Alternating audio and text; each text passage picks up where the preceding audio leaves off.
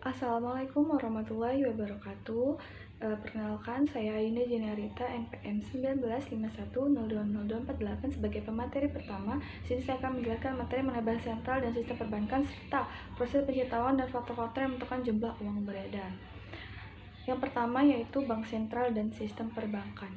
Di Indonesia, peranan bank sentral dilakukan oleh Bank Indonesia berawal dari De Javasche Bank yang didirikan oleh Belanda pada 24 Januari 1828 setelah Indonesia merdeka. Bank tersebut dinasionalisasi menjadi Bank Indonesia dan berada di bawah kewenangan pemerintah Indonesia. Pada periode kemerdekaan, Bank Indonesia masih melakukan usaha komersial. Namun dalam perkembangannya, usaha tersebut dihentikan, apalagi semenjak Krismon yang dialami oleh Indonesia pada tahun 1948. Kemudian, tujuan atau fungsi bank sentral. Seperti yang telah disebutkan di atas, tujuan atau fungsi bank sentral atau Bank Indonesia yang utama adalah untuk mencapai dan memelihara kestabilan nilai rupiah. Kestabilan nilai rupiah yang dimaksud terdiri dari dua aspek, yaitu kestabilan terhadap barang dan jasa yang tercermin dalam kestabilan tingkat inflasi di Indonesia dan kestabilan terhadap mata uang negara lain yang tercermin dalam nilai tukar mata uang asing atau kurs. Tugas Bank Sentral di Indonesia. Untuk dapat mencapai tujuan yang diharapkan, tugas Bank Sentral memiliki 3 tugas utama sebagai berikut. Yang pertama, menetapkan dan melaksanakan kebijakan moneter. Yang kedua, mengatur dan menjaga kelancaran sistem pembayaran. Yang ketiga, mengatur dan mengawasi perbankan. Pengertian sistem perbankan di Indonesia. Sistem perbankan Indonesia adalah sebuah tata cara, aturan-aturan, dan pola bagaimana sebuah sektor perbankan menjalankan usahanya sesuai dengan ketentuan atau sistem yang dibuat oleh pemerintah. Sistem perbankan di Indonesia terbangun dengan konsep yang dilandasi pada sistem perekonomian yang ada. Indonesia menetapkan sistem perekonomiannya sebagai sistem ekonomi yang demokrasi sesuai dengan landasan negara, yaitu Pancasila. Hal ini diatur dalam Undang-Undang Azas Perbankan Indonesia pada pasal 2 Undang-Undang Nomor 7 Tahun 92 yang berbunyi, perbankan Indonesia dalam menjalankan usahanya berdasarkan demokrasi ekonomi dengan prinsip kehati-hatian. Kemudian yang dimaksud dengan lembaga bank adalah lembaga keuangan yang usaha pokoknya adalah memberikan kredit dan jasa-jasa dalam lalu lintas pembayaran dan peredaran uang. Lembaga keuangan yaitu semua badan yang melalui kegiatan yang di bidang keuangan menarik uang dari dan menyalurkan ke dalam masyarakat. Jenis lembaga perbankan fungsinya dibagikan ke dalam yang pertama bank sentral, bank umum, bank asing, dan bank asing. Tugas dan fungsi bank. Pengaturan tata perbankan di Indonesia sesuai jiwa makna ketetapan MPRS bertujuan untuk dapat memobilisasikan dan mengembangkan kekuatan ekonomi potensial guna dikerahkan bagi peningkatan kemakmuran rakyat. Tata perbankan harus merupakan suatu kesatuan sistem dan menjamin adanya kesatuan pemimpin di dalam mengatur seluruh perbankan di Indonesia serta mengawasi pelaksanaan kebijakan moneter di pemerintah di bidang perbankan. Memobilisasi dan mengembangkan seluruh potensi ekonomi sosial dan yang bergerak di bidang perbankan berdasarkan asas-asas demokrasi ekonomi. Membimbing dan memanfaatkan segala potensi tersebut bagi kepentingan perbaikan ekonomi rakyat. Hal tersebut dilaksanakan bank dengan mengingat bahwa perbankan di Indonesia dalam melakukan usahanya berdasarkan demokrasi ekonomi dengan menggunakan prinsip kehati-hatian. Macam-macam peranan bank. Yang pertama, peranan bank di dalam negeri, peranan bank di luar negeri, dan peranan bank dalam dunia usaha. Hubungan bank dengan perusahaan sebagai nasabahnya. Perusahaan pada masa sekarang dapat dikatakan sangat memerlukan jasa-jasa dari bank, baik itu berupa pengambilan pinjaman atau kredit, maupun melalui transaksi jasa pengiriman uang, penyimpanan uang dalam bentuk rekening koran, giro, inkaso, clearing, dan sebagainya. Di lain pihak, bank sebagai lembaga keuangan menjual kepercayaan dan jasa-jasa tersebut. Untuk itu, bank memperoleh bunga, komisi, atau provisi dari penjualan kredit dan pemberian jasa itu. Dengan demikian, bank berusaha sebanyak mungkin menarik nasabah dengan cara membesar dana, memperluas pemberian kredit dan jasa-jasa bank, peningkatan kualitas pelayanan dengan sistem pemasaran terpadu. Beberapa macam transaksi bank yang sering dilakukan perusahaan. Penggunaan cek. Yang pertama yaitu cek atas unjuk, cek atas nama, cek silang, cek yang diberi tanggal kemudian, cek kosong, cek bepergian, cek yang di fiat. Fungsi bank. Secara umum, fungsi bank adalah menghimpun dana dari masyarakat dan menyalurkan kembali kepada masyarakat untuk berbagai tujuan atau sebagai financial intermediary. Secara lebih spesifik, bank dapat berfungsi sebagai berikut. Agent of trust, yaitu lembaga yang landasnya kepercayaan. Agent of development, yaitu lembaga yang memobilisasi dana untuk pembangunan ekonomi. Yang ketiga itu agent of service, yaitu lembaga yang memobilisasi dana untuk pembangunan ekonomi. Proses penciptaan uang dan faktor-faktor yang menentukan jumlah uang beredar. Penciptaan uang atau emisi uang adalah proses memproduksi atau menghasilkan uang baru. Terdapat 3 cara untuk menciptakan uang. Pertama, dengan cara mencetak mata uang kertas atau logam. Kedua, melalui pengadaan uang dan pinjaman. Serta ketiga, melalui beragam kebijakan pemerintah, misalnya seperti pelonggaran kuantitatif. Berbagai praktik dan regulasi untuk mengatur produksi, pengeluaran, dan penarikan uang adalah perhatian utama dalam minimum ekonomi moneter dan mempengaruhi berjalannya pasar keuangan dan daya beli uang. Bank sentral bertanggung jawab mengukur jumlah uang beredar yang menunjukkan banyaknya uang yang ada pada suatu waktu tertentu. Jumlah uang baru yang tidak diketahui penciptaannya dapat ditunjukkan dengan cara membandingkan pengukuran-pengukuran tersebut pada waktu-waktu yang berbeda. Perusahaan atas mata uang yang dapat terjadi apabila uang logam dileburkan untuk mendapatkan kembali kandungan logam mulianya. Tindakan ini memperoleh insentif bila ternyata nilai logam yang didapat melebihi nilai nominal uang logam atau ketika pencetakannya menarik jaminan atas kenyamanan. Faktor-faktor yang mempengaruhi jumlah uang yang beredar antara lain: yang pertama, kebijakan bank sentral berupa kebijakan moneter yang meliputi kebijakan diskonto, operasi pasar terbuka, giro wajib minimum, kredit selektif dalam mencetak dan mengedarkan uang kartal. Yang kedua, kebijakan pemerintah untuk menambah pengeluaran pemerintah dalam anggaran pendapatan dan belanja negara atau APBN. Kondisi tersebut menjadikan jumlah program dan proyek pemerintah meningkat yang berujung meningkatkan JUB. Ketiga, bank umum dapat menciptakan uang giral melalui pembelian saham dan surat berharga. Keempat, tingkat pendapatan masyarakat. Jika pendapatan masyarakat naik, maka cenderungan konsumsi juga meningkat sehingga mendorong JUB melonjak. Kelima, tingkat suku bunga bank.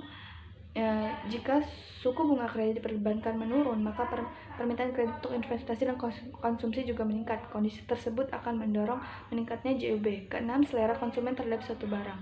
Dalam hal ini, semakin tinggi selera konsumen terhadap suatu barang, maka harga barang tersebut akan terdorong naik sehingga beredar semakin banyak. Menurut Bank Indonesia, faktor-faktor yang mempengaruhi uang beredar adalah aktiva luar negeri bersih dan aktiva dalam negeri bersih. Aktiva dalam negeri bersih antara lain terdiri dari tagihan bersih kepada pemerintah pusat dan tagihan kepada sektor lainnya seperti sektor swasta, pemerintah daerah, lembaga keuangan, dan perusahaan bukan keuangan, terutama dalam bentuk pinjaman yang diberikan. Demikian materi yang dapat saya sampaikan. Selanjutnya akan dilanjutkan oleh pemateri kedua. Saya akhiri. Wassalamualaikum warahmatullahi wabarakatuh. Assalamualaikum warahmatullahi wabarakatuh. Saya Tiara Feradilla, NPM 19510202465 yang akan menjelaskan materi berikutnya. C. Peralatan kebijakan moneter. Peralatan atau instrumen kebijakan moneter yaitu sebagai berikut. Instrumen-instrumen yang biasa digunakan oleh pemerintah dalam pengambilan kebijakan moneter antara lain adalah: yang pertama, kebijakan operasi pasar terbuka. Operasi pasar terbuka adalah salah satu kebijakan yang diambil bank sentral untuk mengurangi atau menambah jumlah uang beredar. Kebijakan ini dilakukan dengan cara menjual sertifikat Bank Indonesia atau SBI atau membeli surat berharga di pasar modal. Yang kedua, kebijakan diskonto. Diskonto adalah pemerintah mengurangi atau menambah jumlah uang beredar dengan cara mengubah diskonto bank umum.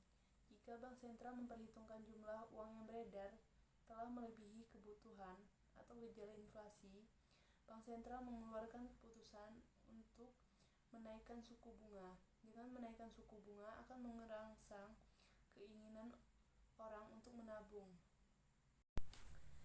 Selanjutnya yang ketiga, kebijakan cadangan kas. Bank sentral dapat membuat peraturan umum menaikkan atau menurunkan cadangan kas.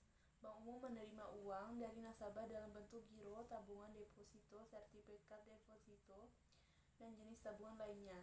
Yang keempat, kebijakan kredit ketat. Kredit ketat diberikan bank umum, tetapi pemberiannya harus benar-benar didasarkan pada syarat 5C, yaitu karakter, capability, collateral, capital, dan condition of economy. Dengan kebijakan kredit ketat, jumlah uang yang beredar dapat diawasi. Langkah kebijakan ini biasa diambil pada saat ekonomi sedang mengalami segejala inflasi. Kebijakan dorongan modal. Bank sentral dapat juga mempengaruhi jumlah beredar dengan berbagai pengumuman, pidato, dan edaran yang ditujukan pada bank umum dan pelaku moneter lainnya. Yang D. Tujuan sasaran kebijakan moneter. Bank Indonesia memiliki tujuan pencapaian dan memelihara kestabilan nilai rupiah. Tujuan ini sebagaimana tercantum dalam Undang-Undang Nomor 3 Tahun 2004 tentang Pasal 4 tentang Bank Indonesia. Hal ini dimaksud dengan kestabilan nilai rupiah antara lain kestabilan terhadap bunga-bunga harga barang dan jasa yang tercermin pada inflasi. Berikut tujuan kebijakan moneter. Yang pertama, stabilitas ekonomi. Stabilitas ekonomi adalah suatu keadaan di mana pertumbuhan ekonomi berlangsung secara terkendali dan berkelanjutan. Artinya pertumbuhan arus barang atau jasa dan arus uang berjalan seimbang. Yang kedua, kesempatan kerja. Kesempatan kerja akan meningkat bila produk meningkat. Peningkatan produksi biasanya diikuti dengan perbaikan nasib para karyawan ditinjau dari segi upah maupun keselamatan kerja. Perbaikan upah dan keselamatan kerja akan meningkatkan taraf hidup karyawan dan pada akhirnya kemakmuran pun tercapai. Ketiga, kestabilan harga. Kestabilan harga ditandai dengan stabilitas harga barang dari waktu ke waktu. Harga barang yang stabilitas menyebabkan masyarakat percaya bahwa membeli barang pada tingkat harga sekarang sama dengan tingkat harga yang akan datang, atau daya beli uang dari waktu ke waktu adalah sama. Yang keempat, neraca pembayaran internasional. Neraca pembayaran internasional dapat dikatakan dalam keadaan seimbang apabila jumlah nilai barang yang diekspor sama dengan nilai barang yang diimpor. Untuk mendapatkan neraca pembayaran yang seimbang, pemerintah sering menjalankan kebijakan moneter. Contohnya adalah dengan cara melakukan devaluasi. Yang kelima, menjaga stabilitas dan pertumbuhan ekonomi. Menjaga stabilitas harga dan banyak jumlah uang yang beredar meningkatkan kesempatan kerja, memperbaiki posisi neraca perdagangan dan neraca pembayaran. Jika neraca mendevaluasi mata uang rupiah ke mata uang asing. Dalam pelaksanaannya, Bank Indonesia memiliki kewenangan untuk melakukan kebijakan moneter melalui penetapan sasaran-sasaran moneter, seperti uang yang beredar atau suku bunga, dengan tujuan utama menjaga sasaran laju inflasi yang ditetapkan oleh pemerintah. Secara operasional, pengendalian sasaran-sasaran moneter tersebut menggunakan instrumen-instrumen, antara lain operasi pasar terbuka di pasar uang, baik rupiah maupun valuta asing, penetapan tingkat diskonto, penetapan cadangan wajib minimum, dan pengaturan kredit atau pembiayaan. Bank Indonesia juga dapat melakukan cara-cara pengendalian moneter berdasarkan prinsip syariah. Mungkin itu saja yang dapat saya sampaikan. Jika terdapat kesalahan, saya mohon maaf. Saya akhiri. Wassalamualaikum warahmatullahi wabarakatuh.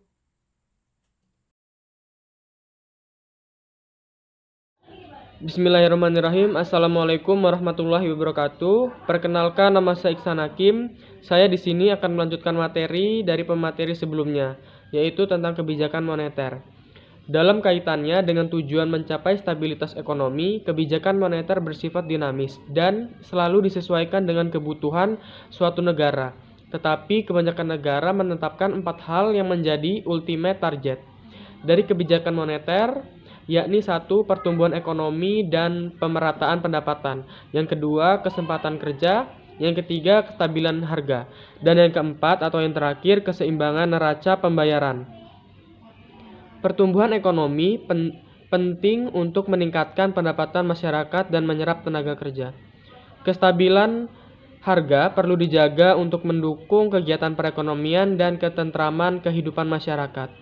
Demikian pula kondisi neraca pembayaran yang menjadi rapor transaksi lalu lintas barang dan jasa suatu negara. Juga sangat penting untuk melihat sejauh mana kekuatan ekonomi nasional. Secara ideal, semua sasaran perekonomian tersebut dapat dicapai secara serempak dan optimal. Namun, Kerap kali kebijakan yang diambil hanya berhasil pada sebagian sasaran ataupun bersifat kontradiktif dengan kondisi sasaran yang lain, sehingga sangatlah sulit untuk mencapai semua sasaran secara serempak dan optimal. Misalnya, jika bank sentral dalam momentum tertentu hendak melakukan ekspansi moneter atau melalui penambahan jumlah uang beredar yang bertujuan mendorong tingkat pertumbuhan ekonomi dan memperluas kesempatan kerja. Langkah itu di satu sisi dapat memenuhi sasaran yang ingin dicapai atau pertumbuhan ekonomi. Tetapi tindakan tersebut dapat berdampak tidak menguntungkan bagi stabilitas harga dan keseimbangan neraca pembayaran, karena langkah ekspansi moneter tersebut berpotensi menimbulkan inflasi. Sebaliknya, perlakukan kebijakan moneter yang ketat akan menunjukkan tercapainya kestabilan harga dan keseimbangan neraca pembayaran. Tetapi konsekuensinya adalah penurunan laju pertumbuhan ekonomi yang berakibat pada peningkatnya tingkat pengangguran. Demikian video yang dapat saya sampaikan. Saya akhiri. Wassalamualaikum warahmatullahi wabarakatuh.